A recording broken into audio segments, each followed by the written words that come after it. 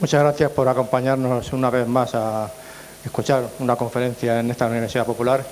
Me recuerdan que os recuerde, por favor, que quitemos el sonido a los móviles o lo apaguemos para evitar luego molestias tanto a vosotros como para el ponente.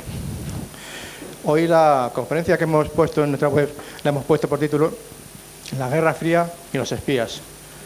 Nuestro ponente ilustre Javier Ordóñez nos ha puesto en la reseña inteligencias frías de cómo las posguerras son una forma de guerra. Antes de finalizar la Segunda Guerra Mundial, los servicios de inteligencia de los países que estaban en conflicto se buscaron sus sitios y sus posiciones para ejercer sus áreas de influencia en Europa. Esto, a la larga, dio lugar al nacimiento de los dos bloques militares, Pacto de Varsovia y la OTAN. Todos me parece que conocemos muy bien a nuestro ponente de hoy, Javier Ordóñez, porque hoy creo que es la octava conferencia que nos va a dar. Javier es catedrático de Historia de la Ciencia por la Universidad Autónoma de Madrid y también es licenciado en Ciencias Físicas y Filosofía, y también se hizo el doctorado en la Universidad Complutense de Madrid. No pienso aburriros más, así que Javier, por favor, amigo, cuando quieras, está en tu casa. Muchas gracias.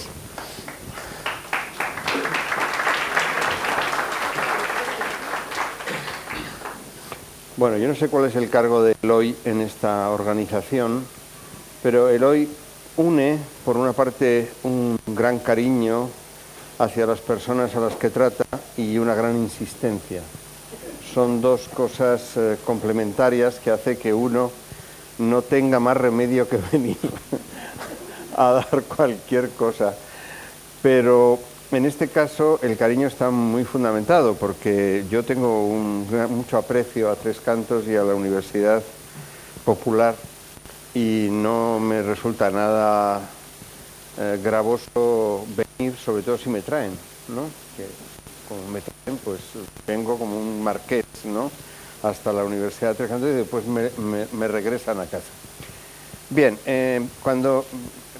yo me gustaría que hubiera registros de las conversaciones entre Eloy y yo acerca de negociación de lo que se va a hacer en cada uno de los casos.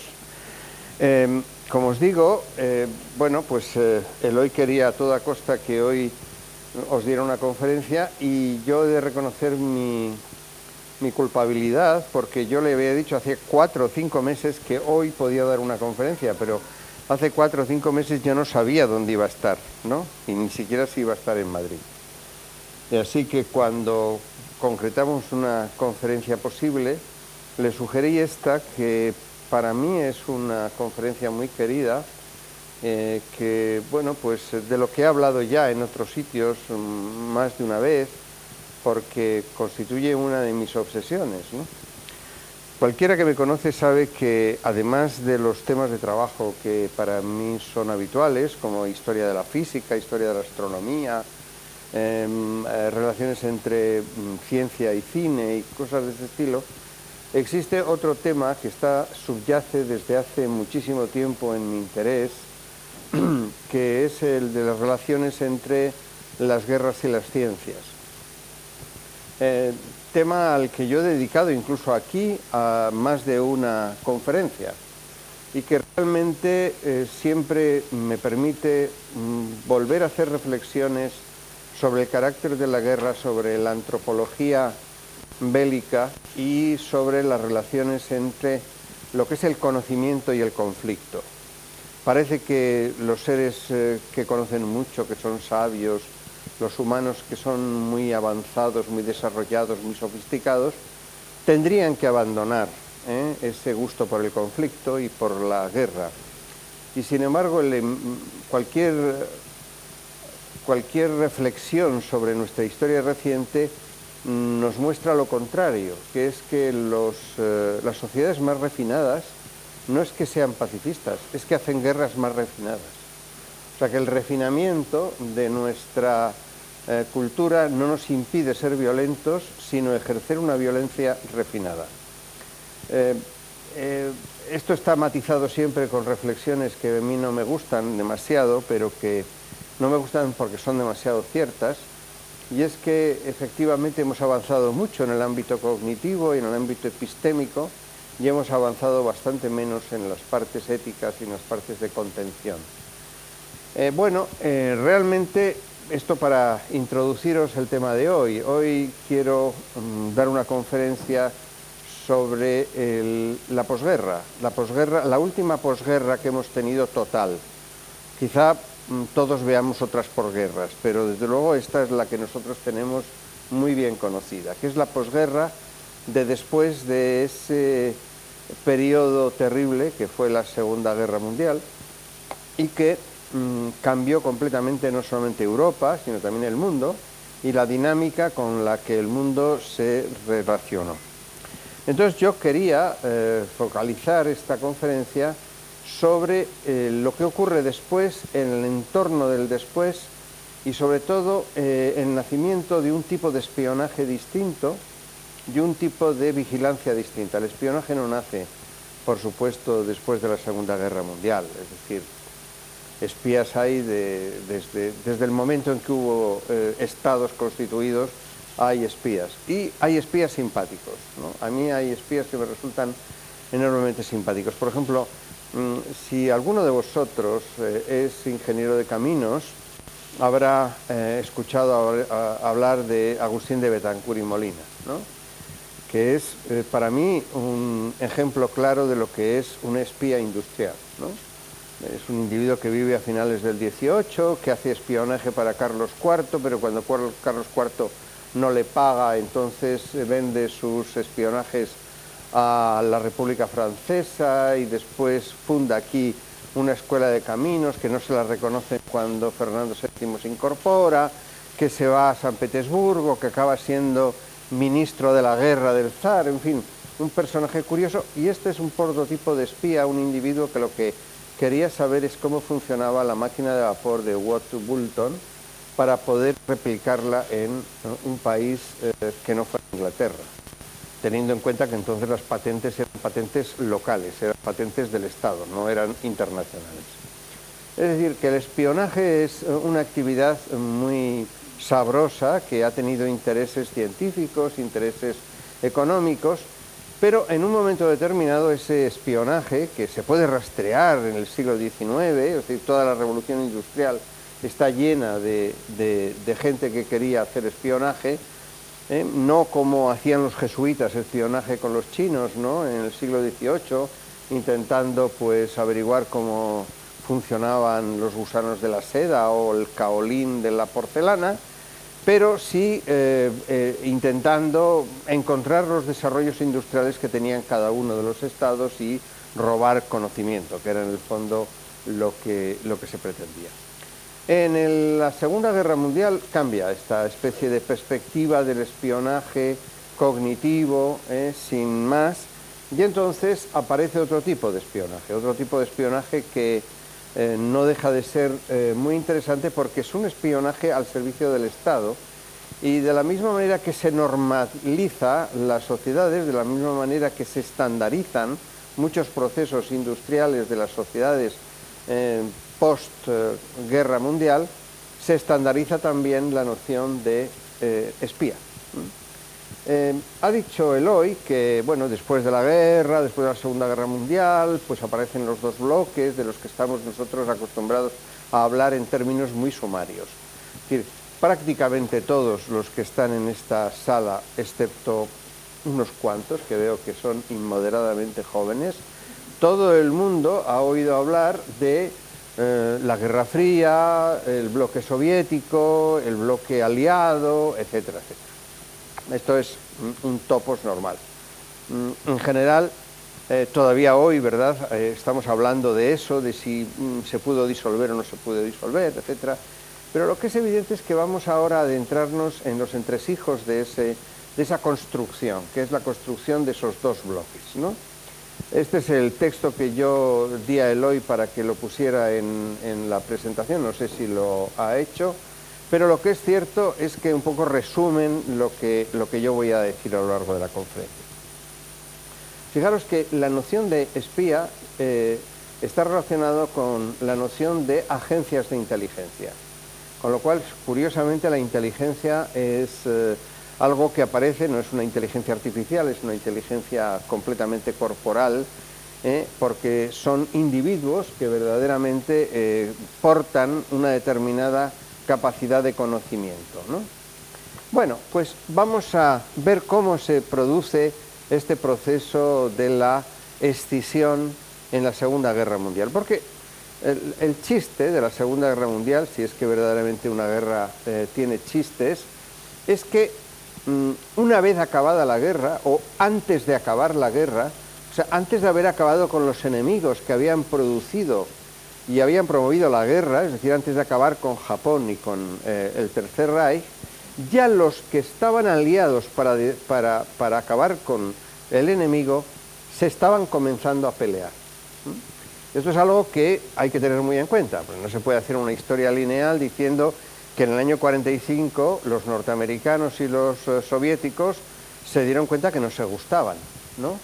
En realidad no se gustaban desde bastante tiempo antes, ¿no? Y había una tensión entre los modelos económicos y sociales soviéticos y los modelos liberales, los modelos de las democracias liberales occidentales, ¿no? Que tenían la excusa de tener delante de sí enemigos más poderosos, como podía ser el Tercer Reich o como podía ser el Imperio japonés, pero en realidad ya se veían un poco de reojo. Entonces, late en la Segunda Guerra Mundial laten dos ideales completamente distintos. Voy a hacer un inciso y voy a referirme a mí mismo como autor de textos. Yo he defendido siempre, y lo he defendido por escrito, que la guerra es diferente a la batalla, que en general llamamos guerra a lo que no es guerra. La guerra no es la batalla entre dos ejércitos, eso es una parte de la guerra. Esto es la parte de la guerra que es más espectacular, pero en realidad la guerra es una acción que se da entre sociedades civiles, que suelen decidir habitualmente los civiles, aunque sean soviéticos en ese sentido, de tal manera que la guerra es el resultado de una serie de acciones civiles, ¿no? Es decir, no es el momento en el que estalla el conflicto armado, hay pólvora y hay balas y hay misiles y hay violencia. Eso es, digamos, una concreción militar de la guerra, pero la guerra es mucho más amplia que eso. Y por eso, como podríamos decir, la guerra es mucho más amplia de eso, podemos hablar de Guerra Fría. En la Guerra Fría no hubo ninguna batalla, sin embargo hubo un estado de guerra permanente que duró entre 1949 prácticamente hasta 1989-90, ¿no? Es decir, y verdaderamente ese estado de guerra es posible porque las sociedades vivían para la guerra, tanto la sociedad norteamericana con todos sus aliados como la sociedad soviética y todos sus aliados. Es decir, había esa especie de estado de confrontación latente que es lo que hace que la guerra se pueda dar. Incluso a lo largo de ese periodo cambian bastantes valores epistémicos de lo que es la guerra. Y si alguien quiere saber más de esto, pues que lea a Bobbio, que es uno de los grandes teóricos del derecho italiano, hablando de lo que significa la guerra total desde el punto de vista de la noción de casus belli. Es decir, y es un profesor de derecho el que establece la doctrina, no es un militar, ¿no? Es decir, desde ese punto de vista hay que tener en cuenta que la configuración de una guerra solo es posible si las sociedades que entran en guerra se han preparado para la guerra, pero como sociedades, no solamente como ejércitos. Por eso, en una guerra entra en función no solamente la acción militar, sino la acción de propaganda, la acción económica, la acción de producción, la acción de educación y, sobre todo, una cosa fundamental, algo fundamental para el desarrollo de cualquier guerra, que es la construcción del enemigo. Tenemos que construirlo de una manera tal que la sociedad que construye esa noción de enemigo necesite eliminar ese enemigo. Es decir, es una construcción verdaderamente sofisticada. Cuanto más sofisticadas son las sociedades, más sofisticado es la construcción de ese enemigo. Bueno, con estos dictus primero pasamos a la cuestión de los dos grandes ideales que entran en conflicto a lo largo de la Segunda Guerra Mundial, pero que curiosamente no es lo que combaten. Los que combaten son las sociedades liberales contra el imperio alemán o las sociedades liberales contra un imperio que quiso ser Inglaterra de Oriente, que es el imperio japonés. Quiso dominar aquella zona del mundo exactamente igual que los ingleses dominaban la suya, es decir, es un fenómeno de imitación, curiosamente los japoneses quisieron ser británicos. Bueno, pues desde ese punto de vista, desde el punto de vista de esa ausencia, vamos a configurar los dos grandes ideales que verdaderamente dieron lugar a esta especie de posguerra, que era una forma más de guerra. En primer lugar, el primer ideal que aflora a lo largo de la Segunda Guerra Mundial es la idea decimonónica en Estados Unidos del destino manifiesto. Bueno, no se ve mucho, este es un cuadro que merece la pena que se vea completo, pero no sé si... Tienes que bajar un poquito, porque si no... El cuadro no es una gran cosa, pero es una alegoría. Es un cuadro de John Gast, está pintado en 1872 y tiene una característica fundamental, y es la representación de lo que puede ser la ocupación del territorio intercostas, de lo que se llama habitualmente el Midwest americano, a lo largo de la segunda mitad del siglo XIX. Fijaros que esto lo pinta John Gast en 1872 y desde ese punto de vista pues representa todos los ideales de la postguerra civil, ¿no? La guerra civil acaba en el año 64, Estados Unidos se reinventa como nación y tiene dos ejes fundamentalmente de desarrollo. Por una parte se convierte en una potencia industrial y por otra parte quiere ocupar el territorio interior, es decir, quiere hacerse cargo de sus 8 millones de kilómetros cuadrados que forman el Estado. A partir de este momento, grandes territorios se van a incorporar como estados independientes. Y entonces en esta alegoría aparece pues América, que es esa señora, que va pues tendiendo, fijaros, no sé si lo veis con suficiente claridad, tendiendo el telégrafo, al mismo tiempo que avanza el ferrocarril, y después están las diligencias que van ocupando, los grandes pioneros que van ocupando este territorio, ¿no? Este territorio, ¿por qué los ocupa? ¿Por qué tienen los norteamericanos derecho de ocupar ese territorio? Bueno, pues la teoría del destino manifiesto es una teoría en la que se supone que Dios ha mirado bien a América, ¿no?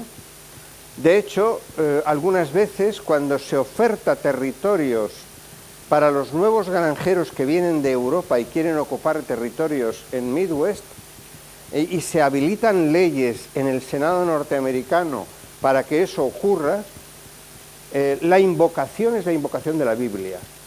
Es decir, se hace una interpretación que es bastante parecida a la que hizo Bacon, ¿no? Es decir, Dios nos quitó el paraíso pero nos dio la tierra. Y la tierra, o sea, nos dio la tierra, es decir, cuando sale Adán del paraíso y Dios le dice, y tú poseerás la tierra, lo que nadie decía es que Adán era americano. Es decir, realmente los americanos, los WASP, son capaces y tienen derecho de ocupar la tierra. ¿Por qué?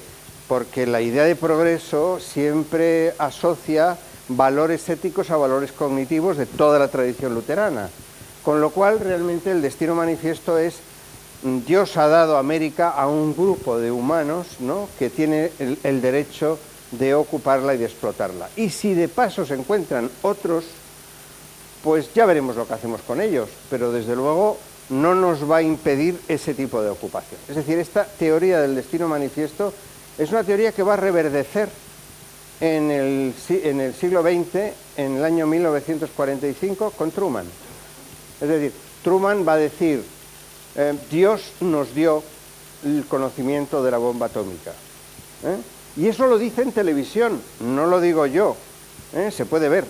O sea, es un clip que yo les pongo algunas veces a los alumnos avanzados, ¿verdad?, para que no pierdan la inocencia los que no son avanzados. Pero Truman dice, bueno, hemos tirado una bomba en Hiroshima y volveremos a tirar todas las bombas que sean necesarias hasta que se destruya el imperio japonés o se rindan. Porque Dios lo ha querido así, y damos gracias a Dios de que Dios nos haya dado la bomba atómica. Esta teoría del destino manifiesto está subyacente en toda la ideología republicana americana y en una gran parte de la demócrata, ¿no? Entonces significa que los Estados Unidos, que han salido de su territorio para hacer una guerra, no quieren regresar al territorio, porque realmente consideran que Dios les ha dado el destino de ser los gendarmes del mundo. Y esto no es sacar de quicio unas palabras de Truman, porque después de Truman viene todos los años 50 donde se trabaja en esa misma dirección. Con lo cual, esta primera idea, la primera idea que aparece fundamentando la Guerra Fría, hace que los Estados Unidos no se crean simplemente como personas que son una parte del conflicto, sino son los ganadores naturales y teológicos del conflicto. Esta sería, digamos, la conclusión, que después veremos que tiene bastantes implicaciones. Bueno, pues, si esa idea fuera así, pues bueno, pues podríamos decir, bueno, pues mira, Dios ha dado el conocimiento de la bomba atómica a los norteamericanos y ahora lo que tienen que hacer los norteamericanos es administrar esto y ser buenos y no tirarla demasiado. Pero no, curiosamente, al lado de esa idea de destino manifiesto estaba otra no menos poderosa, que es la del paraíso del proletariado, que aparece y se gesta prácticamente en los años 30. En los años 30 que aparecen las tendencias más sovietizantes de querer convertir la Unión Soviética, después veremos qué papel tiene eso, en una potencia donde se cuida a los ciudadanos, se cuida a los soviets, ¿no?, se cuida a los individuos que viven en esa república y se les da bienestar. Es decir, después de esa gran guerra que hay entre blancos y rojos en los años 20, bueno, pues viene un periodo de paz y entonces los soviéticos comienzan a convertir como gente más o menos civilizada, o cuando se dice más o menos civilizada, más o menos parecidos a los americanos, ¿no?, puesto que la civilización es, desde el punto de vista de la teoría del destino manifiesto, es americana. Bueno, pues estas dos ideas, la idea del destino manifiesto y la idea de tomemos el paraíso, tomemos el paraíso, tomemos el poder para hacerlo y convertirlo en un paraíso del proletariado, entre estas dos ideas es donde verdaderamente se configura esa especie del gran enfrentamiento que hay entre los dos bloques que van a salir de la Segunda Guerra Mundial. Os voy a poner una fotografía que es muy clásica y lo habéis visto, es la conferencia de Yalta de febrero de 1945. Ahí tenéis que el individuo que está peor sentado es Churchill. Indica que ya el Imperio Británico estaba en decadencia. Le habían dado la esquina, ¿verdad? Y además le habían dado una silla que no correspondía a lo que es la envergadura de Churchill, ¿no? Churchill fue el primer individuo que escribió sobre las sospechas que le producían el Imperio Británico, el Imperio Soviético, lo que llamaba Imperio Soviético. Sin embargo está Stalin, rezagante, o sea, perfecto, alegre, ¿verdad? En el febrero de 1945 las tropas soviéticas estaban en el Oder, es decir, estaban a 60 kilómetros de Berlín, estaban a punto de atravesar el Oder, y estaban a punto de acabar con la capital del imperio de Hitler. Roosevelt estaba muy enfermo, pero confiaba en Stalin, y Churchill no estaba nada enfermo y desconfiaba en Stalin. Eran las dos características. Y sin embargo, ¿verdad? Ya no va a haber una fotografía en la que Churchill represente un poder. Es decir, ya el imperio británico, si vosotros lo veis en esta otra fotografía, en Potsdam, han pasado 4 meses y, bueno, ya el presidente de los Estados Unidos es un individuo muy peculiar llamado Truman.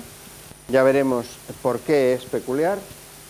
Stalin sigue siendo la estrella del asunto, y al otro extremo está un individuo desconocido llamado Attlee, que es el individuo que ha ganado las elecciones a Churchill. O sea que, desde ese punto de vista, esas dos fotografías indican el cambio de perspectiva, y entre medias, podríamos decir, están el final de la guerra y la cuenta del final de la guerra. Fijaros, no sé, aquí está la columna de las víctimas civiles, aquí la de las víctimas víctimas militares, y aquí el país a que corresponden. Si veis, 4 millones, entre 4 millones, porque no son cifras exactas, son horquillas, ¿no? Aquí están los muertos que hubo en Alemania, en resumen 5 millones, y víctimas civiles entre 2 y 3 millones. En Francia, que fue, como sabéis, una gran potencia en la Segunda Guerra Mundial, pues murieron ni más ni menos que 250.000 personas y civiles 350.000. Lo mismo que Gran Bretaña, lo mismo que Estados Unidos. Y si bajáis a la Unión Soviética, las cifras ya son de entre 9 millones y 10 millones de soldados y entre 9 millones y 7 millones de civiles. Con lo cual significa que Stalin iba con la carta de quién ha jugado fuerte, quién ha puesto la carne en el asador. Stalin. En realidad, lo que le dice Stalin a Truman en Potsdam, en Potsdam, es: hemos ganado la guerra nosotros, ustedes han sido comparsas de esto, porque realmente quien se ha enfrentado al ejército alemán hemos sido nosotros. Si nosotros no hubiéramos luchado como hemos luchado, los ejércitos del oeste no hubieran podido tener ese paseo militar que tenían. Lo que pasa es que los ejércitos alemanes temían mucho más a los rusos que a los norteamericanos, y entonces desplazaron gran parte de su ejército hacia el este. Es decir, Stalin se presenta como el vencedor. O sea, la guerra mundial no tiene varios vencedores. Desde luego Francia es irrisoria. De hecho, Stalin se niega a que esté en la repartición. Y los Estados Unidos tienen que darle un trocito de su territorio para que los franceses se sientan bien, sobre todo de Gaulle. Pero, en principio, Stalin ni les menciona. Es decir, para él es un tipo de personajes bastante curiosos, porque no han luchado nunca a lo largo de la Segunda Guerra Mundial. Sí los británicos, pero no los franceses. Entonces, desde ese punto de vista, Stalin se presenta como el vencedor en Potsdam.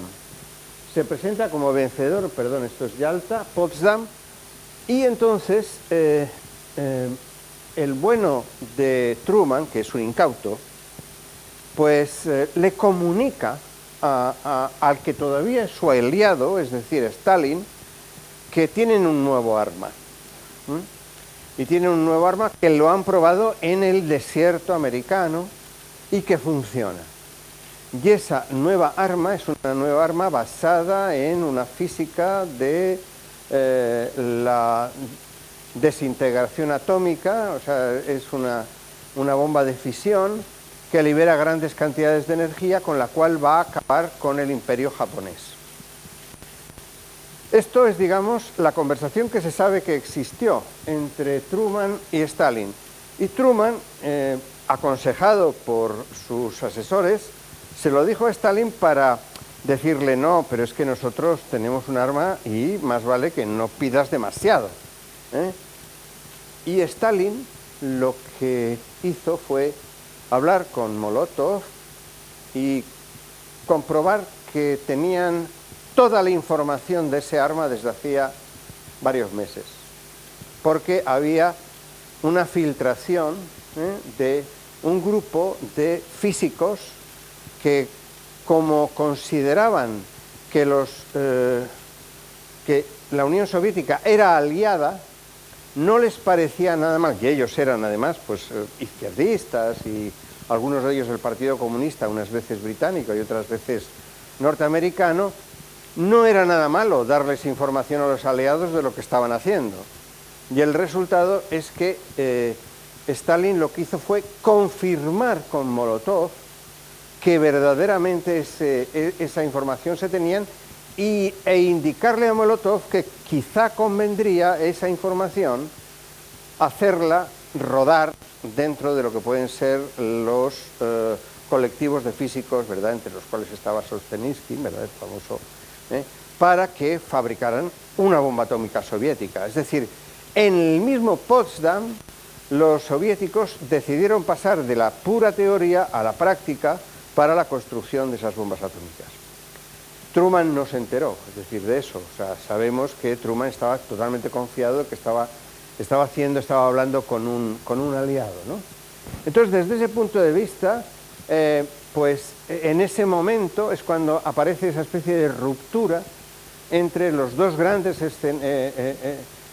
protagonistas de la Segunda Guerra Mundial, y entonces comienza una carrera verdaderamente curiosa, y es que ¿qué parte de Europa va a caer con qué parte o cuál de ellos, de los dos grandes bloques que se están formando?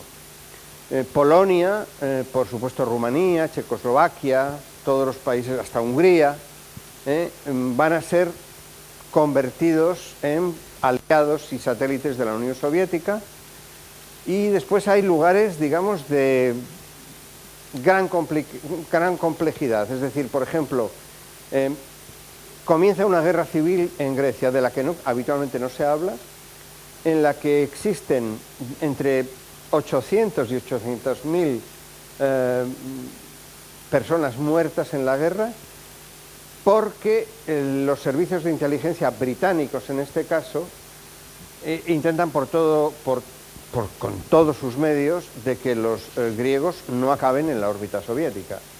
Entonces, Grecia se salva de esa especie de gran división, pero sin embargo queda en manos de Tito, como sabéis toda la historia de Yugoslavia en la posguerra, como un país no alineado, pero a la vez alineado, en fin, que jugaba a todas las bandas posibles, gracias a lo cual se salvó, digamos, de todas las confrontaciones.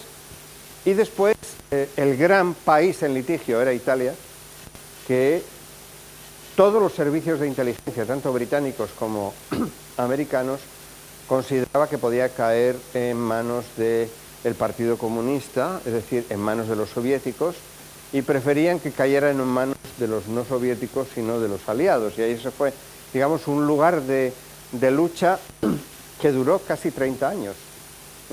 Y no hubo un objetivo mayor para la CIA que conseguir que Italia no votara un partido comunista, o sea, que las elecciones se dieran siempre a favor de la democracia cristiana. Se gastaron ríos de dinero para esa cuestión y realmente esos ríos de dinero dieron resultados, es decir, nunca llegó el Partido Comunista al poder. Bueno, desde ese punto de vista es la situación más o menos general de la situación de posguerra. Pero entonces lo que se trata es de, como os digo, construir el enemigo. Se puede ver dos tipos de construcciones. La construcción soviética es muy sencilla, porque la teoría del paraíso del proletariado no necesita mucha sofisticación, porque es una teoría completamente monocorde, ¿no? En el sentido de, bueno, pues la Unión Soviética es una organización basada en un solo partido, y además un solo partido que vela por el bienestar de todos los ciudadanos, por la satisfacción de todos los ciudadanos, en fin, toda esta especie de teoría que todos conocemos, y sin embargo en Occidente necesitan demonizar más a la persona que al sistema, ¿no? Y entonces aparece aquí esa construcción de un Stalin perverso y un Stalin terriblemente cruel, que trata muy mal a sus ciudadanos, que además está avalada por las experiencias. Es decir, el bueno de Stalin no fue en absoluto peor después de la Segunda Guerra Mundial que antes, porque ya antes había realizado unas purgas espectaculares. Pero mientras no entró en la Segunda Guerra Mundial y no salió en la Segunda Guerra Mundial, nadie se percató de ello, o nadie quiso percatarse de ello, que sería la realidad. Fijaros, aquí están las dos portadas que le dedica Time a Stalin, como hombre del año. Es decir, fijaros, no sé de qué fecha es, pero bueno, lo podéis ver en Google, el oráculo Google os lo dirá, pero Stalin es la gran promesa de Oriente, porque a los norteamericanos, que es un país que en los años 30 están bajo la férula de los demócratas, que son los que sacan al país del gran problema de la el post-debacle del año 1929, bueno, pues realmente el papel del Estado cada vez es mayor, realmente es el momento en el que se construyen una gran cantidad de infraestructuras en el Estado federal, me refiero, se gastan ríos de dinero, ¿verdad?, para realizar esos gastos. Roosevelt es un individuo que es hasta cierto punto un lefty, es un izquierdista, y es Roosevelt el que convence a los norteamericanos, al Senado norteamericano, que es conveniente reconocer el Estado soviético. Y de hecho se reconoce al Estado soviético en los años 30, se les trata como un igual, y aparecen incluso en los cines documentales sobre la vida soviética, y se pone el acento fundamentalmente en que los soviéticos son como los norteamericanos. Tienen neveras, tienen coches, tienen satisfacciones de la vida burguesa y cosas de este estilo. Claro, es una versión soviética para los norteamericanos. Los soviéticos se quedarían alucinados si lo hubieran visto, pero realmente eso fue muy eficaz como propaganda, que es reconocer que, bueno, los verdaderamente peligrosos en Europa eran los nazis y los soviéticos eran una sociedad emergente, una sociedad que cuidaba de sus ciudadanos, y que verdaderamente Stalin era como el gran paradecito que hacía este papel, ¿no? Omitieron, por supuesto, en este periodo, todas las purgas que hizo Stalin, que fueron muchas, y que comenzaron a hacer ya en los años 30, a finales de los años 30, es decir, justo antes de la guerra. Omitieron todo lo que ocurrió en la Guerra Civil Española. Es decir, realmente Stalin era una figura hasta cierto punto simpática para todo el mundo menos para uno, Churchill. Churchill consideraba que Stalin era un dictador asiático, y entonces que verdaderamente no se podía uno fiar de él, pero eso fue siempre, en ese sentido, una persona minoritaria dentro de lo que puede ser el mundo de esta época. Bueno, pues en ese contexto, estamos hablando de la la plenitud de la Segunda Guerra Mundial, Roosevelt tiene un vicepresidente que es Wallace, que es un individuo que es tan sospechoso de izquierdismo que los propios británicos lo quieren investigar por sus relaciones con el Partido Comunista. Y en Estados Unidos todo el mundo supone que Wallace, al ser vicepresidente de Roosevelt, va a ser el siguiente presidente, porque Roosevelt está muy enfermo y va a morir.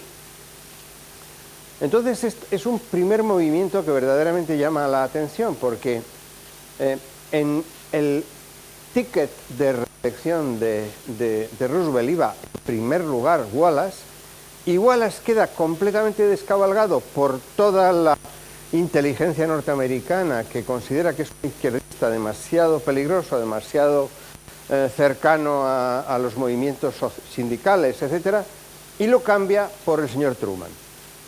¿Quién es el señor Truman? Bueno, pues el señor Truman es un individuo que procede del sur de Estados Unidos, que es un individuo enormemente pío, es un individuo que tiene una formación evangelista muy fuerte, y es un individuo que, como después ocurrirá cuando lance la bomba atómica de Hiroshima, es capaz de decir ante el público norteamericano: lo hemos hecho porque Dios nos ha dado esta posibilidad, ¿no? Es decir, tener esta especie de tentación de la teoría del destino manifiesto llevada al escenario de lo que puede ser una hecatombe nuclear. Aquí es la fotografía en la que Truman comunica a la prensa el lanzamiento de Hiroshima y la rendición del Japón, pero lo interesante es un clip, un vídeo que no lo he podido traer, pero está a vuestra disposición si alguien lo quiere ver, en la que Truman en televisión, todavía el Japón no se ha rendido, ya se ha tirado la primera bomba en Hiroshima y dice que van a seguir tirando bombas hasta que se rindan. Lo cual no es cierto, porque no tenía nada más que 2, parece ser, ¿no? Pero los japoneses no lo sabían, ¿no? Es decir, el gran problema que tiene Estados Unidos entonces es que sabe cómo fabricar bombas atómicas, pero no tiene suficiente combustible. Tendría, pero tendría que fabricarlo. Y entonces podrían pasar meses hasta poder tener más bombas disponibles. Bueno, la cuestión es que era un secreto de Estado si tenían más bombas o no tenían más bombas, pero lo cierto es que el Japón se rinde y se acaba la guerra. Y entonces se acaba la guerra y entonces viene el problema del reparto, el reparto de los aliados. Ese reparto al que me he referido antes cuando os he puesto las fotografías de Yalta y de Potsdam. Bueno, entonces surge, y esto lo comentaba ayer yo con los alumnos de la universidad en una de las asignaturas que doy para mayores, surge el gran problema de la teoría global. Es decir, esta es la fotografía que les puse ayer en clase, que es un mapamundi, y esta área que viene en puntos es el área que se supone que es la fundamental en el planeta para poder dominar todo el planeta, ¿no? Es una teoría de Mackinder, un geógrafo inglés de 1904, que publica un artículo que se llama The Pivot of the World, ¿no? Entonces, desde ese punto de vista, fijaros que esto, el área pivotal, es ni más ni menos que la Unión Soviética. Es decir, que entonces Stalin se siente que el único momento en el que ha tenido una posibilidad de ser vencido es cuando los ejércitos de Hitler avanzaban por aquí y los ejércitos japoneses avanzaban por aquí. Y entonces, si se hubiera producido la unión entre estos dos grandes avances, entonces estos dos enemigos, es decir, los enemigos de Estados Unidos y de la Unión Soviética, hubieran podido dominar el mundo. No hubiera habido una forma humana de quitarlos del poder o de eliminarlos del poder. Entonces, ¿qué ocurre? Que Stalin era muy consciente de que había que hacer absolutamente todo para que eso no ocurriera. Si tenéis posibilidad de ver unos documentales hechos por los norteamericanos durante la guerra, que se llama ¿Por qué luchamos?, ¿no? Traducidos al castellano, os daréis cuenta que los norteamericanos mismos advierten a los propagandistas de estos vídeos, de estos cortos, advierten a los norteamericanos de que si se produce esa unión entre los ejércitos de Hitler y los ejércitos japoneses, la guerra está perdida. La guerra está perdida porque significa que eso acaba con la dominación planetaria, o por lo menos con el enquistamiento de Eurasia, es decir, podría quedar en Estados Unidos, en Oceanía, pero desde luego en África, pero desde luego no en lo que puede ser esa pastilla latitudinal que constituye Eurasia, ¿verdad?, que estaría dominada por esta cuestión. Entonces, Stalin sabe que ha ganado una guerra en dos registros. Primero, que ha acabado con los alemanes, y en segundo lugar, que posee la parte fundamental del planeta, es esta. Curiosamente, un político contemporáneo también lo sabe. Se llama Putin. Putin sabe que esto es así. Él domina una parte de la que no le pueden echar, ¿no? Es decir, que para echar eso hace falta, digamos, romper la baraja y entonces hacer una bomba, una guerra nuclear. Y entonces la primera acción de Stalin es, bueno, convencer a los norteamericanos de que él tiene poder, pero tiene un poder mayor que el que le llevó a ganar la guerra. En primer lugar, tiene el poder de hacer que muchos países voten a los partidos comunistas y muchos países entren dentro de la órbita soviética. Uno puede pensar lo que quiera, ¿verdad? Uno puede hacer la teoría conspiranoica que quiera, pero la mayor parte de los partidos comunistas que tuvieron éxito después de la Segunda Guerra Mundial, la tuvieron porque veían a los soviéticos como unos salvadores. Es decir, porque uno puede tener la teoría conspiranoica de decir no, porque entonces querían a toda costa, hicieron todo lo posible por ganar y después eliminar cualquier tipo de sistema político que permitiera la renovación. De acuerdo, eso es perfectamente posible y de hecho es lo que se dice habitualmente en la propaganda de estas cuestiones. Pero en realidad hay que ver que países como Polonia, o países como Checoslovaquia, o países como Rumanía, eran países que habían sido muy maltratados por el Tercer Reich y que habían sido liberados, entre comillas, ¿verdad?, por los ejércitos soviéticos. Y entonces estos países consideraban que los que les había garantizado el estar fuera de la órbita de los nazis habían sido los soviéticos, no los norteamericanos. Con lo cual había una cierta simpatía por estos partidos políticos comunistas. Otra cosa es que después fueron desleales, es decir, que una vez llegados al poder no quisieron irse. Bueno, eso ya es otro problema. Pero desde luego la primera ganancia estaba garantizada. Y después Stalin tenía un problema, y es que Berlín estaba dividido en 4 partes y que según los acuerdos de Potsdam, todos los que estaban en la mesa de negociación tenían derecho a llegar hasta Berlín, incluso aunque Berlín fuera una isla rodeada de territorio alemán prosoviético. Y entonces él lo que hizo fue la típica acción del jugador de ajedrez. Yo creo que se dice siempre que en toda la relación entre la Unión Soviética y el bloque occidental jugaban 2 jugadores, pero uno jugaba al póker y otro jugaba al ajedrez, ¿no? Los norteamericanos y los ingleses y los franceses jugaban al póker, es decir, a hacer apuestas fuertes, lo veo, no lo veo, etc. Y los soviéticos jugaban muy lentamente a provocar, digamos, desgaste y provocar situaciones, digamos, de incomodidad al otro, ¿no? Y entonces ocurrió una cosa muy curiosa, y es que Stalin prohibió la entrada de bienes a Berlín por tierra y tuvo que hacerse el famoso puente aéreo de Berlín, que no sé si vosotros lo recordáis, yo no, porque tenía 1 año, pero fijaros, es un puente aéreo que duró un tiempo y que de pronto Stalin dijo, bueno, vale, ya, que puedan entrar y tal. ¿Qué es lo que medía Stalin en este caso? La capacidad logística de los aliados. Es decir, no fue una acción para quedarse con Berlín, fue una acción para probar cuál era la capacidad logística de los aliados cuando les cerraban las fuentes, es decir, la capacidad aérea.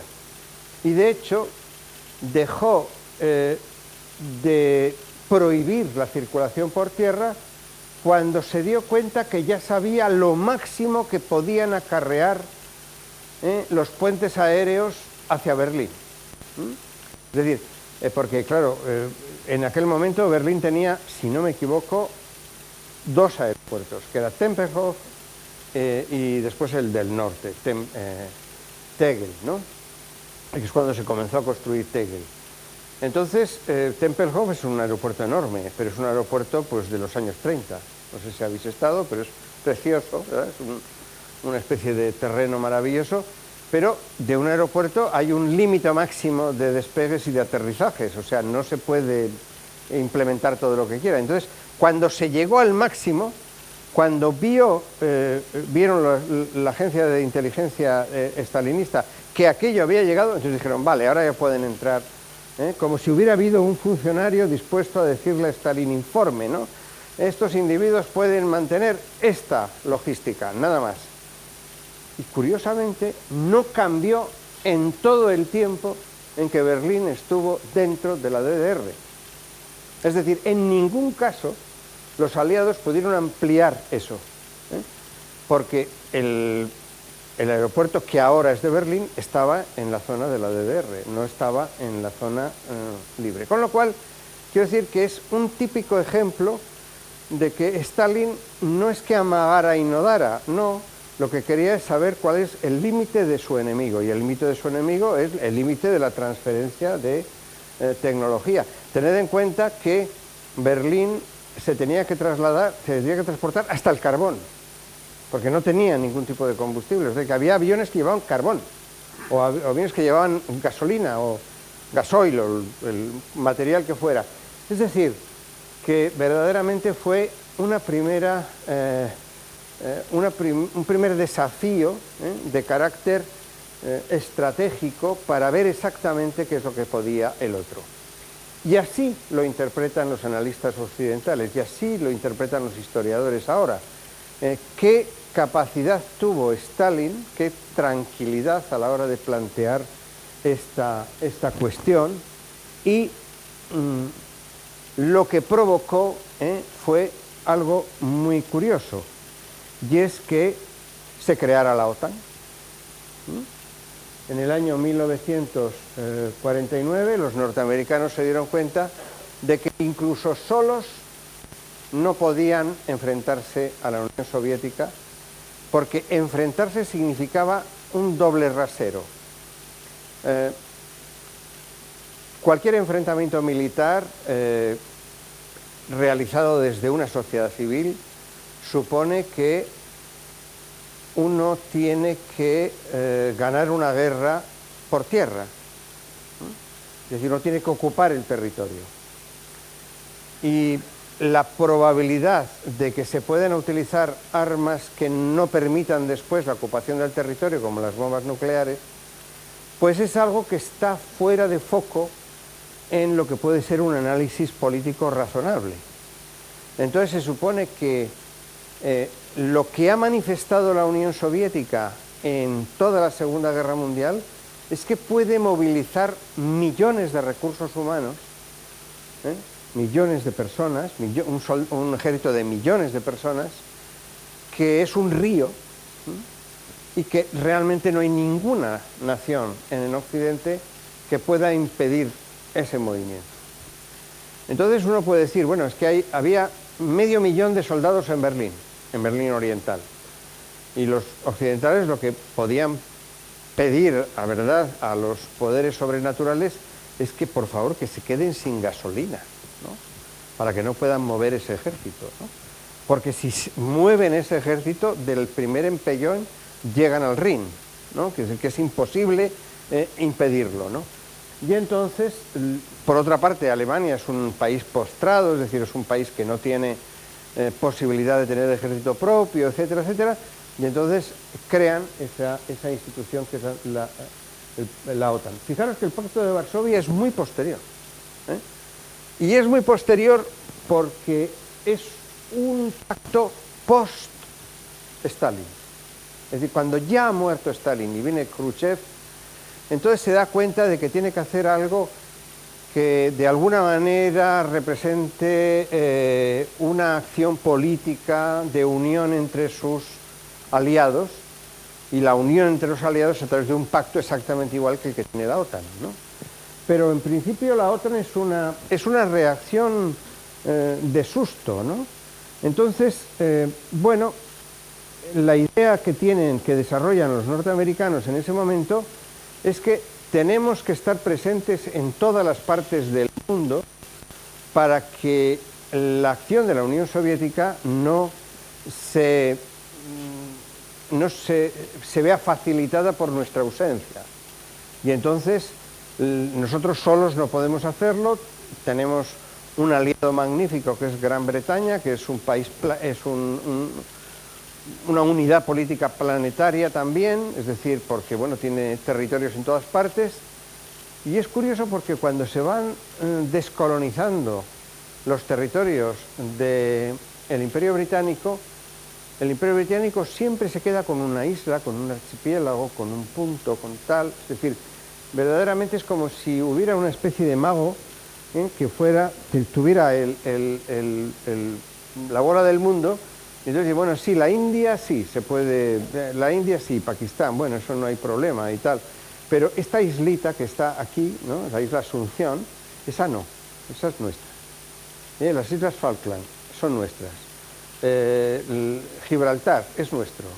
Es decir, uno ve como una especie de red invisible del planeta que permite la acción militar y, por supuesto, de su gran aliado, que es Estados Unidos.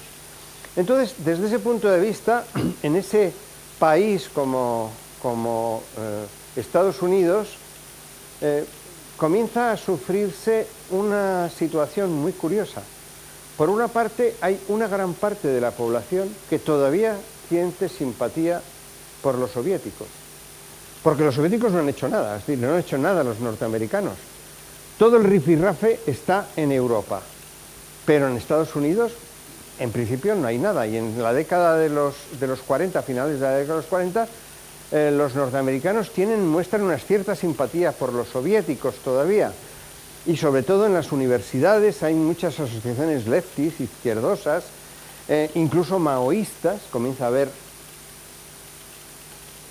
asociaciones maoístas porque comienzan a ver en Mao Zedong un individuo que es mucho más simpático todavía que Stalin, porque claro, Stalin lo desconocen, no saben lo del Gulag, los de 20 millones de personas, eso no llega a la prensa norteamericana. Es el ideal, la idea de la utopía soviética, y Mao Zedong lo mismo, ¿no? Frente al podrido Chiang Kai-shek, ¿verdad? Pues realmente Mao es un individuo que lucha por el proletariado rural y cosas de este estilo, son las ideas rurales. Y entonces comienzan a publicarse en Estados Unidos revistas que, vistas actualmente, sorprenden muchísimo, porque son como revistas donde se muestra el incipiente espionaje que hacen los norteamericanos para los asiáticos. Es decir, muchísima información que aparece en esta revista, Amerasia, que es una revista de análisis político de América y Asia, pero que es profundamente maoísta, informa sobre cuestiones norteamericanas que en principio serían por lo menos discretas, no secreto de Estado, pero sí discreto.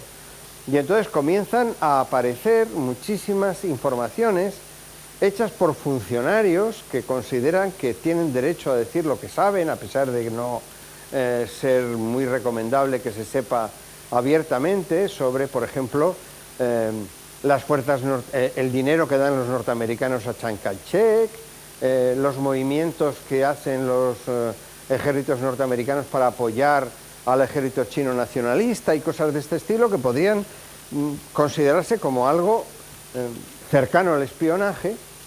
Y entonces, bueno, pues aparecen ese tipo de revistas. Yo os he puesto una que comienzan a inquietar a los norteamericanos que mandan, es decir, a los individuos afectos al presidente Truman y por supuesto al Departamento de Estado y este tipo de cosas. Es decir, no se puede tolerar que se hagan este tipo de publicaciones. Necesitamos un tipo de espionaje diferente al que por ahora se ha dado. Es decir, es necesario crear agencias de espionaje. Crear agencias de espionaje que se dediquen, por una parte, a impedir que estas cosas se difundan, las cosas que aparecen en Amerasia, y por otra parte, que permitan saber lo que el otro hace, ¿no? Es decir, o sea que hay... Y esto ocurre en dos frentes, tanto en Europa como en América, por una parte, y en la Unión Soviética por otro. Es decir, los soviéticos también tienen esa necesidad, ¿no? Entonces, en el año 1947, fijaros que todo esto ya es cercano a lo que va a ser el gran estallido, que es el convencimiento de que tienen los soviéticos las armas nucleares, funda la CIA, que es, bueno, hay una agencia militar que es la OSS, que es una agencia de seguridad pero militar, y Truman lo que hace es sacarla del ejército y crear una compañía especial que tiene como misión, ¿verdad?, construir una maraña de espionaje para poder cubrir todo lo que no es territorio americano. Pero esto, os he puesto aquí este artículo porque es muy interesante ver cómo reclutan los primeros miembros de la CIA. La CIA es una agencia pública, es decir, se aprueba por Truman, se publicita y entonces aparece en revistas como People Today, que es una revista que, bueno, pues incluso pertenece a una empresa que incluso después creo que publica Playboy y este tipo de revistas, ¿no?, de gran tirada que llega a todo el mundo. Es decir, People Today es un poquito menos soez, ¿no?, que este tipo de cosas, pero bueno, aparecen señoras en posiciones eróticas, caballeros fortísimos que son capaces de hacer cualquier cosa. Es decir, este tipo de revistas un poco escandalosas. Bueno, pues esta revista saca este artículo. ¿Quiere usted ser espía? Usted puede estudiar para eso. Y entonces aparecen descripciones de qué es lo que tiene que uno hacer, ¿verdad?, para ser espía, etc. Uno puede estar muy tentado a considerar que el espionaje es algo muy cercano a James Bond y ese tipo de cosas, pero en realidad el espionaje es una cosa aburridísima. Necesita miles de asesores, miles de analistas, unas estructuras que manejen una enorme cantidad de información, porque lo que se quiere son acciones muy concretas y acciones a la vez muy complejas. ¿Cuál sería el objetivo de la CIA? Pues fijaros, aquí os lo he resumido, la vigilancia general de presuntos agentes extranjeros, es decir, dentro de Estados Unidos, el despliegue de agentes en el extranjero, y después operaciones ilícitas como asesinatos y experimentación con humanos. O sea, sin ningún tipo de limitación. Esto está tomado de la información de la época, ¿no? Y, bueno, pues apoya la política exterior de Estados Unidos y proporciona información y financiación a todos los líderes que sean anticomunistas, porque en ese momento ya se está perfilando que el gran enemigo no es Stalin, sino es el comunismo, ¿no? Sí, es el comunismo. Igual que en el otro lado, lo que verdaderamente se persigue es la burguesía corrupta, ¿no? Pues lo mismo, el comunismo y la burguesía corrupta van a aparecer en estas cuestiones. Y entonces, por eso, la primera misión importante de la CIA es impedir que en Italia gane el Partido Comunista. Esto es una cosa que está hay tesis doctorales sobre esta cuestión, o sea, es un tópico bastante unido. Pero, fijaros, elementos, cosas en las que intervino la CIA y que se reconoce. El derrocamiento de Salvador Allende. No es necesario que actuara la CIA de una manera directa, pero tuvo una cierta participación. Es decir, por ejemplo, en el caso de Salvador Allende había tantos enemigos internos de Allende en Chile que apenas necesitaron ayuda de la CIA. Es decir, pero sí la tuvieron. Es decir, después, entre el año 59 y 61, pues entrenaron a miles, por lo menos 1.500 que se sepa, efectivos cubanos para invadir Cuba en la Bahía de Cochinos y fracasaron, ¿verdad?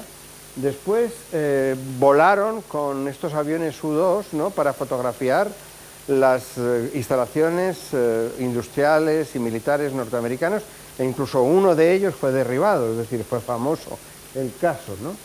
Y después, en el año 74, intentó rescatar los códigos que había en un submarino nuclear hundido en el Atlántico para conseguir conocer, ¿verdad?, como si fuera esa operación parecida a la máquina Enigma, perdón, Atlántico no, el Pacífico, para que los norteamericanos tuvieran información de primera mano. Bueno, lo que es evidente es que esto es lo que es más espectacular de la CIA. La CIA hacía este tipo de operaciones y tenía una característica que era muy elemental. La CIA hacía el trabajo del exterior, el FBI hacía el trabajo del interior, ¿no? El FBI perseguía a los enemigos de Estados Unidos dentro del Estado, y sin embargo fuera solamente era la CIA la que tenía acción. Esto no se respetó siempre, es decir, realmente tiene una diferencia. Y la CIA siempre tuvo posibilidad de actuar limitadamente en el interior en colaboración con el FBI, y el FBI nunca salió fuera de las fronteras porque es una agencia federal, es una agencia que únicamente prueba. Bueno, pues esto verdaderamente en Estados Unidos, y que puede decir, bueno, realmente esto es lo que más cinematográficamente conocemos, ¿no?, la CIA. Pero había otra CIA, de la que se habla menos, que es la CIA de Berlín. Fijaros, Berlín era una escuela de espías. Independientemente de estas películas, ¿no?, en la que se habla de Berlín, la niebla, las farolas, el espía, este tipo de cosas, bueno, pues esto es muy cinematográfico. Fijaros, este señor, el del centro,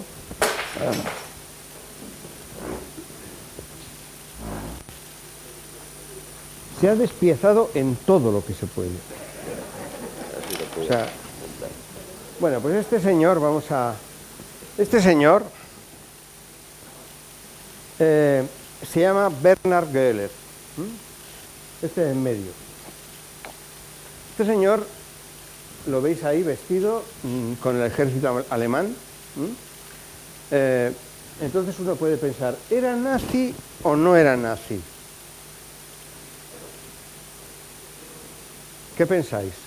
¿Era nazi o no era nazi? Bueno, pues este señor era un militar alemán, militar de toda la vida. Antes de la guerra era militar, durante la guerra fue militar. Y fue ascendiendo hasta llegar a general. El último cargo que tuvo, el único nombramiento que tuvo, el último fue el de general, y eso lo hacía personalmente Adolf Hitler. Este señor estuvo muy implicado en muchas cosas en la guerra, en la Segunda Guerra Mundial. ¿Ya funciona? Sí. Cuando acabó en 1945 la guerra, esta es la fotografía que le hicieron los norteamericanos, ¿verdad? Porque Reinhard Göhler, pues era un individuo que era de los perdedores, y este señor decidieron los norteamericanos que no era nazi. O sea, como von Braun. O sea, en el momento en que forma parte de Estados Unidos, es conseguido como aliado el señor Geller. ¿Y qué ha hecho el señor Geller? Pues el señor Geller es ni más ni menos el director del Vereinte Heere Oost, o sea, una asociación parecida a la CIA, pero nazi, o sea, de la época anterior al final de la guerra, que tiene como finalidad facilitar la llegada de los ejércitos por la Unión Soviética hasta su frente adecuado, que es Stalingrado. Este señor pertenece a los servicios secretos alemanes, al principio como un señor que es adjunto y al final director. Entonces, realmente Geller se da cuenta de que para montar una estructura de espionaje no basta contar con esos espías que van fotografiando planos y cosas de este estilo, sino que es necesario que haya lingüistas, geógrafos, antropólogos, politólogos, etc. Es decir, crea una milicia en ese entorno del Tercer Reich desplazado al este. El objetivo suyo es, y les convence a sus superiores, que sepamos todo del enemigo, que es en el fondo lo que pretende ser la CIA, ¿no? Sepamos todo del enemigo. Ya no es importante actuar, sino lo importante es saber, lo importante es conocer. Y esto lo comienza a construir un año antes de que el ejército alemán entre en la Unión Soviética. O sea que realmente no fue un acto de, digamos, visceral del Führer, ¿no? Sino que estaba perfectamente previsto que aquello iba a ocurrir. Entonces, Geller conoce todo este tipo de situación administrativa que hay que poner en marcha para tener un conocimiento lo más exhaustivo posible del enemigo. Y entonces, incluso él, en el año 1944, participa en el atentado de Hitler. Es decir, favorece a estos individuos, el coronel Henning, von Treschow, el Klaus, Stauffenberg y Heusinger, la posibilidad de atentar contra Hitler. Parte de las reuniones del grupo ocurren en su oficina. Y cuando falla, no es ajusticiado, porque es tan escurridizo y deja tan poca huella que el servicio de espionaje de Hitler, que era mucho peor que el suyo, o sea, el personal, no fue capaz de enterarse que este individuo había estado detrás del atentado. Pero los norteamericanos lo saben. Y entonces este individuo que decretaron que no era nazi, lo convierten en el jefe de una organización que además tiene nombre curioso, porque es Organización Geller, ¿no? Que es una organización cuya finalidad es recuperar todos esos espías o todos esos personajes de inteligencia que tenían los nazis y formar una agencia de inteligencia en Berlín para el estudio de los nazis. Es decir, Geller es un individuo que sobrevive a la guerra y muere en el año 88, condecorado con todas las condecoraciones que puede dar la República Federal Alemana, porque por una parte la Fundación Geller movió entre 350 y 4.000. Trabajaban y probablemente más de 1 millar de agentes en Berlín, ¿no? Por eso Berlín era esa... Y entonces esa capacidad que tuvieron los norteamericanos de rentabilizar todo lo que sabían los nazis acerca de la Unión Soviética hizo que pudieran encontrar una forma de penetrar en la inteligencia rusa o soviética.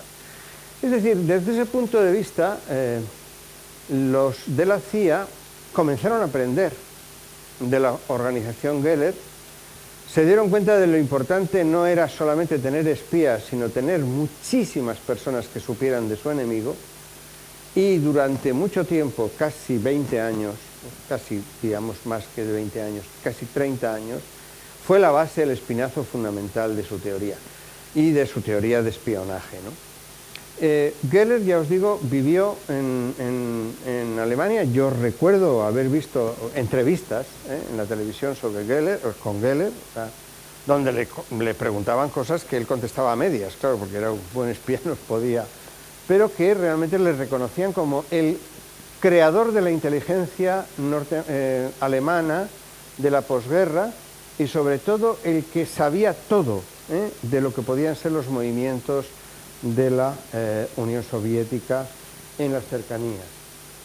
Bueno, pues realmente esta organización Geller se convirtió después en el Servicio de Inteligencia Federal Alemán, bajo la órbita de la CIA y por supuesto bajo su control, y entonces, bueno, pues creó incluso un acuerdo secreto que se llamaba Demagnetize, cuyo objetivo era frenar la influencia que tenían los partidos comunistas en Italia y en Francia. Ya no era esa primera época, digamos, de lo que puede ser el mundo del espionaje de los años 40, sino que era ya una cosa más tranquila de continuamente impedir que creciera el Partido Comunista y entonces evitar este tipo de cuestiones, de tal manera que uno puede decir que gran parte del dinero que recibieron los políticos italianos no fue a través del Plan Marshall, sino fue a través directamente de todas las donaciones que había hecho la CIA. En el año 54, fijaros que es el mismo periodo, se crea, el mismo periodo que el Pacto de Varsovia, se crea la KGB, pero la diferencia entre la KGB y la CIA es que la CIA es una invención del año 47 que después se hibrida con los que saben de espionaje, que son los de la organización Geller, ¿no? Bueno, pues la KGB no. La KGB tiene un origen zarista, es decir, tiene un origen muy antiguo, ¿no? De hecho, se pueden encontrar, pues, restos, ¿verdad?, de lo que puede ser la Oscarana, yo no sé cómo se pronunciará en ruso, del año 1800, el primer ejército, digamos, de informadores, que era la Checa, que es el primer periodo, después la OGPU, después la NKVD de Stalin, y al final fue reemplazada por la KGB, la famosa KGB, que verdaderamente explotaba toda la influencia que podían tener los comités de salud pública, podríamos llamar, si lo tuviéramos que poner en términos revolucionarios, y la información que caracterizaba una falta de división que en Estados Unidos se daba entre el FBI y la CIA, que en la Unión Soviética esa división no existía, lo que existía simplemente era una sola agencia de comunicación que tenía como función tanto lo exterior como lo interior.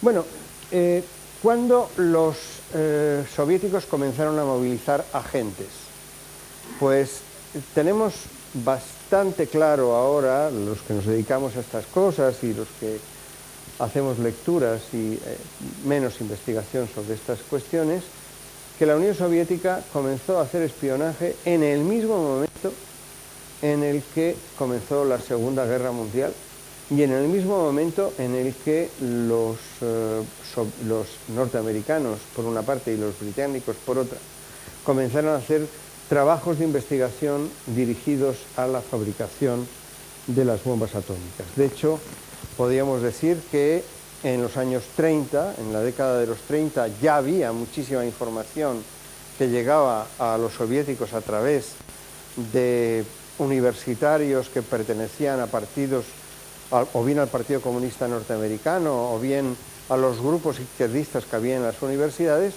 porque estos individuos no consideraban que estaban haciendo espionaje para una nación enemiga. Y de hecho es curioso que, luego lo veremos, si es que nos da tiempo, porque yo creo que ya llevo muchísimo tiempo, uno de los grandes espías que espió en Gran Bretaña, lo condenaron a poca cantidad de años porque había hecho espionaje para una nación amiga, no para una nación enemiga. Y entonces le condenaron a 14 años. Cumplió 9 y después se fue a Alemania Oriental y allí vivió hasta prácticamente finales de la década de los 80. Es decir, que esta acción que tuvieron los soviéticos realmente no se desarrolló con la enemistad, sino con la amistad. La mayor parte de los individuos que daban información a la Unión Soviética la daban de buena gana y la daban sin ningún tipo de contraprestación. Era una idea de ayudar a los amigos, de la misma manera que los individuos que venían a España de Estados Unidos a combatir a las brigadas internacionales estaban codo con las brigadas internacionales europeas y por supuesto con las británicas y por supuesto con las que procedían de la Unión Soviética, es decir, eran amigos y entonces a los amigos se les da información. Esto es algo que verdaderamente hace que la acción de la CIA fuera difícil, porque realmente tenían que estar en comunicación con personas que hasta el momento en que la CIA les decía que no podían dar información a los soviéticos, estos individuos podían tener una gran flexibilidad y una gran facilidad para dar ese tipo de información. ¿Cuándo cambia esta situación? Estamos hablando de los años 30, estamos hablando del proyecto Manhattan. Bueno, pues como el gran problema de la posguerra es la administración de la Wunderwaffe es el arma milagrosa y el arma milagrosa es la bomba atómica, pues entonces el momento desagradable es cuando en 1949 la Unión Soviética hace estallar la primera bomba atómica y pocos meses después la segunda, que además corresponden a las dos tecnologías norteamericanas, es decir, la tecnología del uranio enriquecido y la tecnología del plutonio. Y además descubre que tienen grandes centros de investigación en Kazajistán. Y entonces allí se hacen ese tipo de experiencias con las bombas atómicas. Entonces, realmente la Unión Soviética se convirtió en una potencia nuclear. Y comenzó la guerra de Corea. Y comenzó la guerra de Corea y después el bloqueo de Cuba y después la guerra de Vietnam. Y en todos esos procesos bélicos los soviéticos querían saber una cosa: ¿cuánto material tienen los norteamericanos para fabricar bombas atómicas? De eso se enteraron en el año 1949 a través de los agentes que tenían, llegando a la conclusión de que la guerra de Corea iba a ser una guerra convencional porque los Estados Unidos no disponían de suficiente arsenal de bombas atómicas. Y eso lo supieron a través de los espías que tenían todavía colocados con buena fe en Estados Unidos. Bueno, pues en este escenario es donde aparecen los primeros problemas, ¿no?, de cómo y quién hacía la información a los soviéticos de estas bombas atómicas. Esto daría lugar a otra conferencia, pero voy a terminar haciendo una abreviatura simplemente. Hay varios casos, ¿no? En primer lugar, voy a mencionar tres, ¿no? Y no los voy a analizar mucho, pero bueno, ya en otro momento ya nos veremos y hablaremos más. En primer lugar, Vladimir Balkovsky, que fue un ruso, pero que era de origen británico, o sea, origen ruso pero ciudadano británico, que en el año ya 1941 dio información a los soviéticos acerca de los desarrollos nucleares británicos. No le dio mucha información, porque tampoco los británicos tenían mucha información, con lo cual ese no hay problema. El otro, el Klaus Fuchs, sí, porque Klaus Fuchs, este es un individuo verdaderamente curioso, es un individuo que es de origen alemán.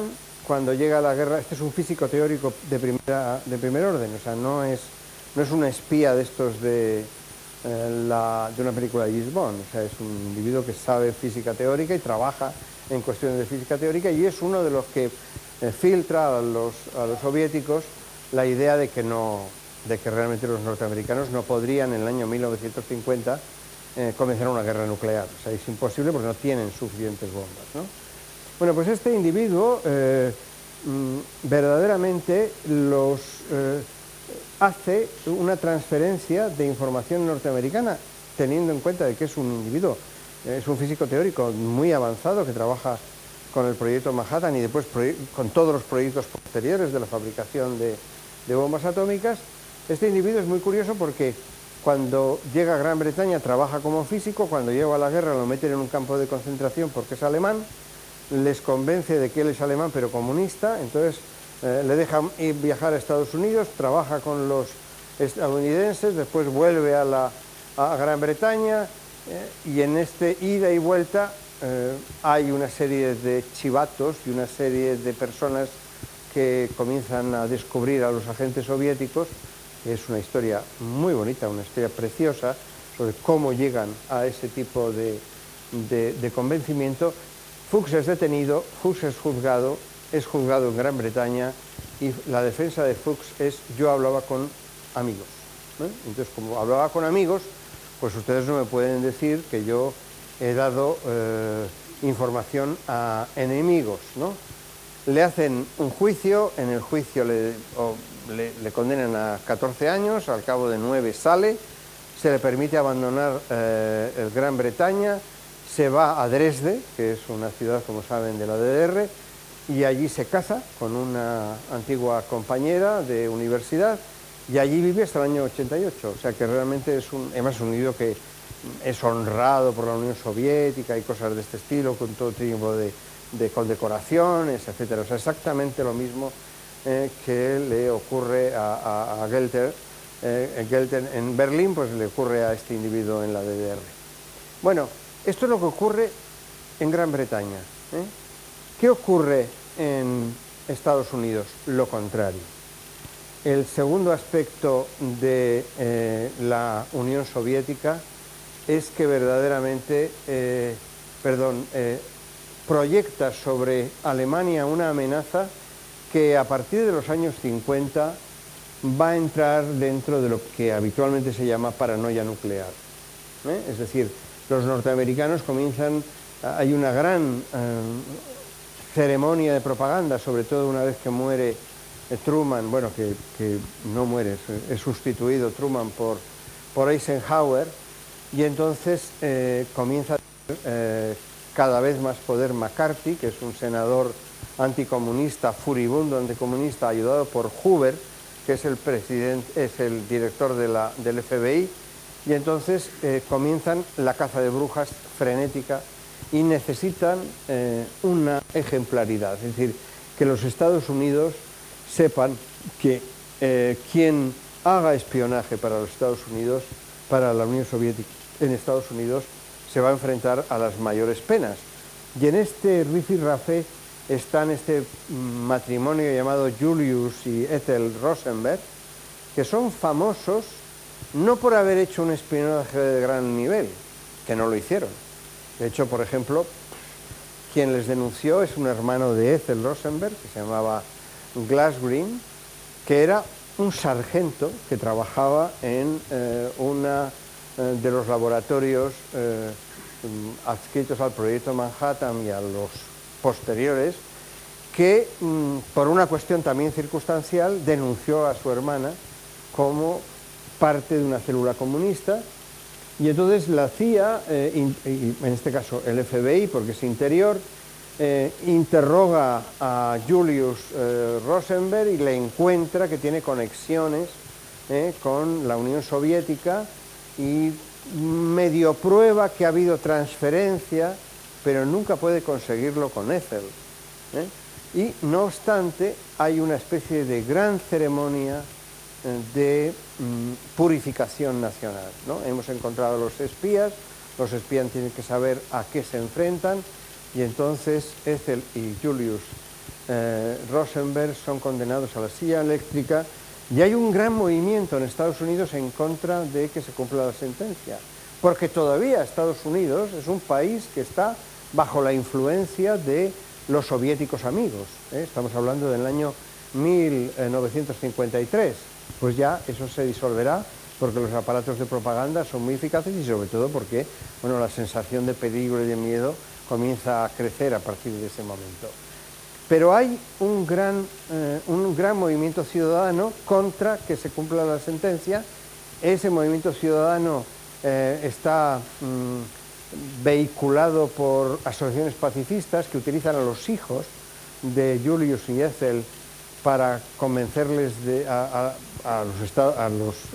presidente de los Estados Unidos y a los senadores que no se cumpla la sentencia, y al final, bueno, pues sí, se cumple la sentencia, los llevan a la silla eléctrica. Hay acontecimientos un poco dramáticos porque Julius muere inmediatamente, pero Ethel no, y entonces pues tienen que electrocutarla 3 veces, lo cual, pues además eso se radia en vivo y en directo, es decir, porque ya sabéis lo que es Estados Unidos en esto de las ejecuciones, ¿no? Y entonces, bueno, pues el Estado quedó sobrecogido.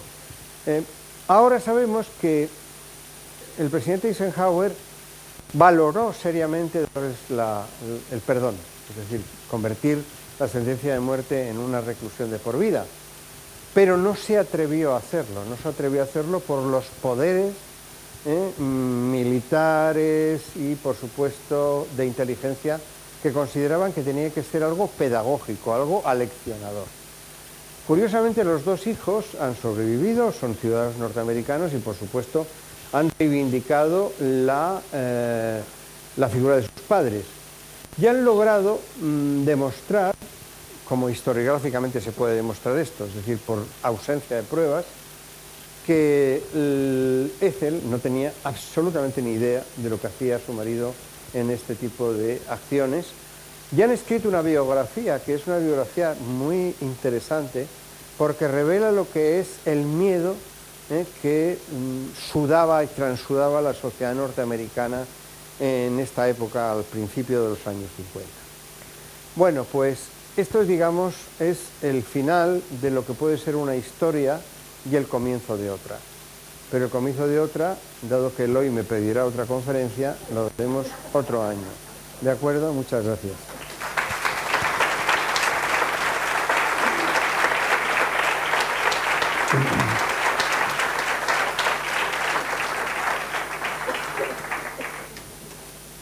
Muchas gracias, Javier.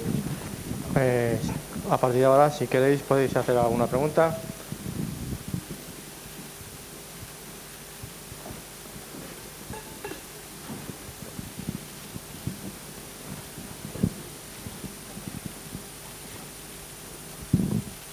Buenas tardes, Javier. Hola. Quería preguntarte si se conoce si existió alguna conexión entre los tentáculos de la CIA y el asesinato de Carrero Blanco en España. Oh, gran cuestión. Si yo los hubiera... No, es que es una de las... Es uno de los topos que ha salido ahora. Si supiera algo, escribiría un libro, porque es una hipótesis que se maneja desde hace unos años, pero es posible que haya mucha literatura, yo la conozco mal en ese sentido. Conozco fundamentalmente conjeturas de tipo periodística. Lo que no sé es si después en la desclasificación de documentos se ha logrado algún tipo de prueba, ¿no? En todo caso, lo que yo he escuchado, y esto es conjetura pura y además no lo toméis como una cuestión histórica así de gran nivel, ¿no? Es que la pregunta que surge es ¿cómo es posible que teniendo los Estados Unidos un control tan grande sobre el territorio cercano a sus embajadas, unos individuos pudieran excavar un túnel que estaba a un tiro de piedra de ellos, porque yo creo que estaba en la parte de atrás del edificio, sin que se dieran cuenta? Con lo cual, digamos, es una prueba por reducción al absurdo, no es una prueba directa, ¿no? Es decir, como se dieron cuenta, porque se daban cuenta de todo y no dijeron nada, es que estaban a favor. ¿Entiendes? O sea, es la inferencia, pero de eso a probarlo va un mundo, ¿no? Quiero decir, eso, tienes que tener muchísima información de carácter documental y, por supuesto, vamos, hay que saber quién estaba en la embajada en aquel momento, tienes que hacer, bueno, una investigación en serio. Que yo sepa, esa investigación no se ha hecho. Después, la otra variante es, ¿cómo es posible que estos individuos de ETA, que eran tan poco formados, pudieran hacer un túnel? Tuvieron que tener ayuda de algún ingeniero americano, ¿verdad?, que les dijera cómo hacer el túnel. Esto ya es una segunda parte, ¿no? Esto ya no es una reducción al absurdo, sino una desconfianza en que los tipos que hacían el túnel lo sabían hacer. Para hacer un túnel no hace falta ser ingeniero de minas, ¿eh? O sea, hace falta simplemente ser prudente, ¿eh? O sea, en ese sentido no... Pero nada más, esa es la única cosa. Yo, si sabes algo, dínoslo. De acuerdo. Muchas gracias, Javier, por la conferencia que nos has regalado de nuevo.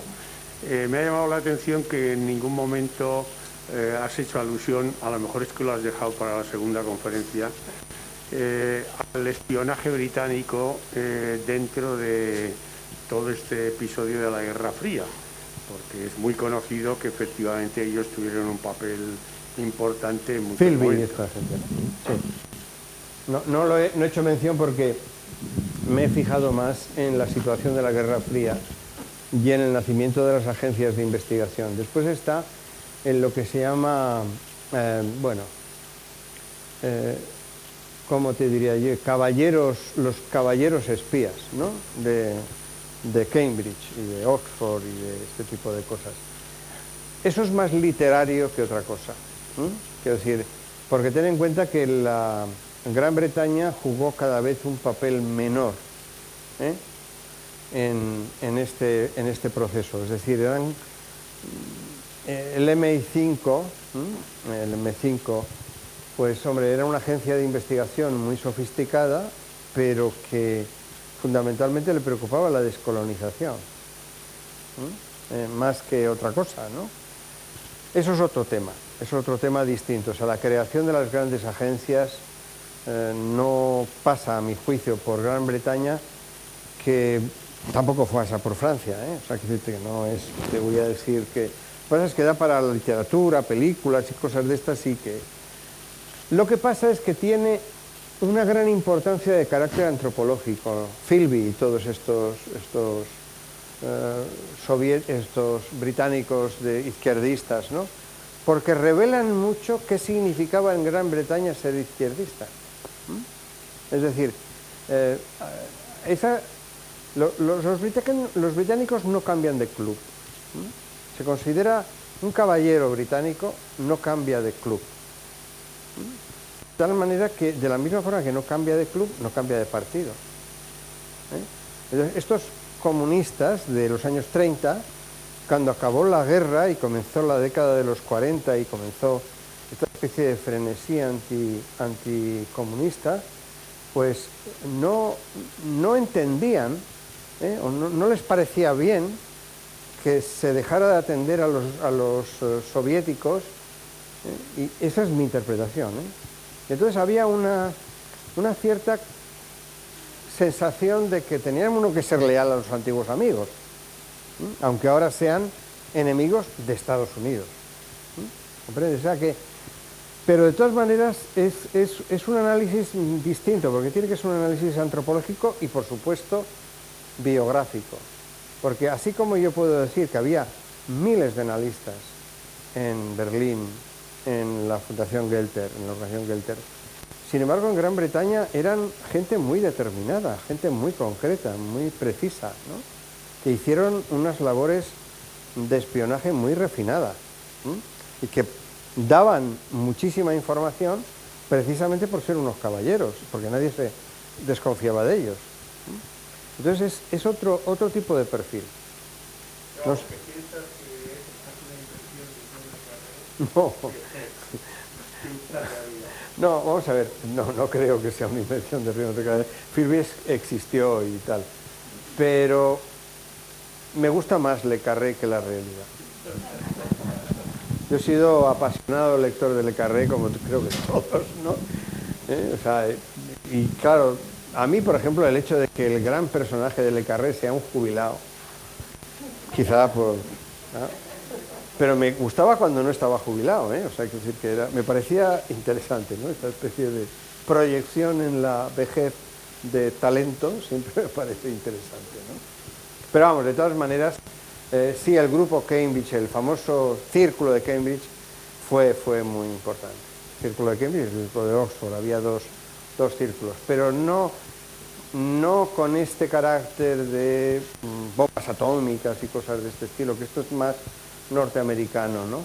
Por ejemplo, una cosa muy interesante es el papel de los espías en el caso de Cuba, ¿no? El caso de los misiles cubanos, ¿no? Esto es interesantísimo, merece una atención larga porque es complicado, no es nada trivial, ¿no? Y cómo los no dirían espías, los agentes de inteligencia lograron encubrir las debilidades norteamericanas que tuvieron que ser puestas sobre el tapete para conseguir que los rusos, o sea, los soviéticos, retiraran los misiles de Cuba.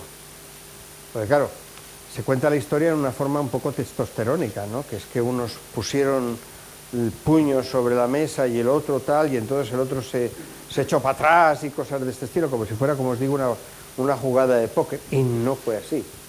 Fue todo mucho más sutil. O sea, toda la construcción, digamos, del acuerdo es una construcción hecha por la inteligencia, no por los políticos. Entonces, y eso más o menos es lo que ocurre en Gran Bretaña con estos individuos, ¿no? Que es una tela de araña mucho más sutil, ¿no? Buenas tardes. En primer lugar, muchísimas gracias. Me ha parecido la conferencia muy interesante. En relación con lo de Carrero Blanco, y a modo anecdótico, quiero decir que unos años después del atentado yo conseguí un libro, un ejemplar de un libro, que luego no he vuelto a encontrar por ninguna parte ni he visto que se le haga ninguna difusión, escrito por un policía español exiliado, al que llamaban el Cisne. Yo no sé si usted ha oído. El Cisne, apodado el Cisne. ¿El Cisne? Sí. Y este hombre, en ese libro, yo tengo un ejemplar en casa, argumenta, no sé qué, en fin, qué base tendrá, ni que un sector de la policía española y los americanos sabían que este atentado iba a producirse. Yo, por sentido común, veo que hacer un túnel ahí, que tendrían que sacar muchas piedras, y en la época todavía de Franco, los porteros de las fincas solían ser espías. Confidentes, solían ser confidentes de la policía, no, espías no, pero confidentes de la policía sí que eran muchísimos, eso seguro. Pues me parece asombroso que se pudiera hacer eso. Nada más. Bueno, yo creo que del franquismo sabemos muy poco, sobre todo de esta época de finales del franquismo.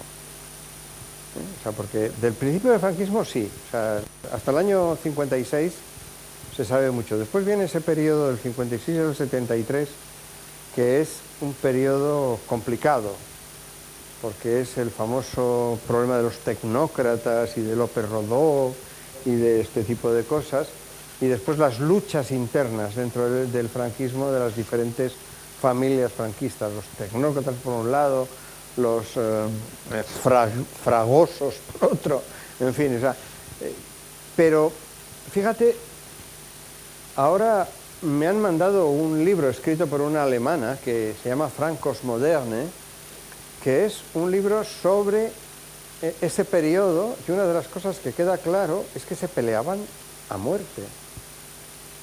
Con lo cual, uno puede decir que cualquier cosa es posible. ¿Entiendes? O sea, que el cisne este a lo mejor tiene información. No digo que sea verdad, digo que como posible no es ninguna estupidez. Porque es que se tiraban a degüello unos con otros, ¿no? Cuando vemos cómo se tratan los partidos políticos en el Parlamento, bueno, por lo menos se insultan, pero después se van a tomar café juntos. Pero es que entonces parece que se insultaban y no vaya a ser que les dieran cicuta en el café, o sea que estaban muy peleados, muy peleados. Y yo creo que en ese sentido la situación del franquismo tardío era muy convulsa, ¿no? Profesor Ordóñez, muchísimas gracias. Su charla ha sido divertida, pero también muy ilustrativa, muy formativa. Yo le quería hacer una pregunta. Si en sus investigaciones se ha encontrado con el enigma de la desaparición de Majorana, un científico italiano del equipo de Fermi, que desapareció en el año 38. Y claro, en Sicilia, era siciliano, era de Palermo, y en Sicilia están convencidos de que desapareció en el entorno de la puja que ya había antes de la guerra, evidentemente, entre la Alemania nazi y los ingleses. Hay un libro de Sciascia acerca de Majorana, es una novela, pero en Sicilia están muy convencidos de que está bien investigada la novela. Era simplemente esta pregunta. No, sí. Yo no conozco el caso, pero he oído hablar de él. O sea, quiero decir que es uno de los múltiples casos que nunca se sabe qué papel jugaron cada uno de los servicios. Había servicios secretos, no había servicios de inteligencia, ¿no? Porque servicios secretos ha habido siempre. La diferencia que hay entre estos servicios antes de la guerra y los de después es que los de después son empresas, son como grandes instituciones, ¿no? Es decir, a mí me gustaría visitar Langley, ¿no? Porque he visto tantas veces a Langley en fotografías, pero creo que es fácil que te enseñen Langley, o sea, más fácil que te enseñen otras cosas, ¿no? Sobre todo porque lo que uno imagina es que aquello es como la gran cabeza de un octopus que va por todo el mundo y que tiene agentes en todo el mundo, pero que siguen el planteamiento de Gehlen. Es decir, realmente el alemán este hizo una contribución esencial a lo que puede ser el desarrollo de la inteligencia. Entonces ya no se trata de que desaparezca un científico o tal, sino que es toda una maquinaria de análisis. Y ahora, ¿verdad?, con el análisis de los Big Data, no digamos, o sea, con esto ya se ha convertido en una empresa poderosísima. Pero bueno, de todas maneras, ese caso sí lo he visto referido, pero no lo conozco. Sí.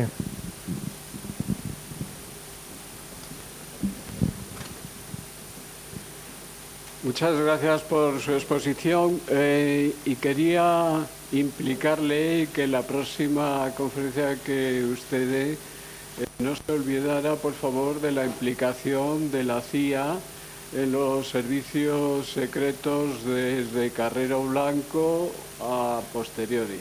Bueno, nada más. Muchas gracias. Lo apuntaré. Muchas gracias. Muy bien. Pues yo creo que ya Estamos al borde del precipicio. Demos un paso adelante.